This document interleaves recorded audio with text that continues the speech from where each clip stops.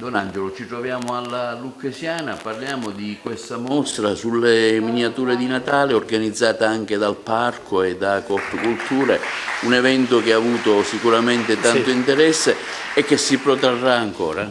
Sì, un'altra iniziativa che ha arricchito questo periodo natalizio è proprio per essere in sintonia con il tempo liturgico e con la tradizione religiosa del nostro territorio, una interessante iniziativa, questa della esposizione di immagini prese dai volumi antichi custoditi qui in Lucchesiana che riproducono la scena della Natività, in modo particolare le incisioni di Geronimo Wieckx, questo incisore olandese che arricchì un volume a commento degli Vangeli domenicali. Sono incisioni di grandissimo valore e diciamo che comunicano, che diventano anche strumento di evangelizzazione quando allora avevano in mano queste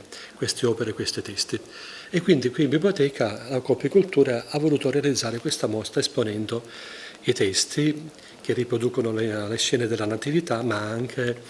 l'origine delle Tuscinte dalle stelle di Sant'Alfonso de' Liguori, è lui l'autore di questo canto che ormai fa parte della tradizione religiosa cattolica,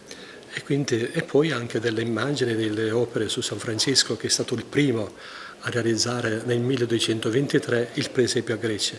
Nel 2023 noi ricorderemo 800 anni da questo presepe che San Francesco volle realizzare a Greci. Quindi un'altra bella iniziativa che può essere visitabile fino al 3 gennaio.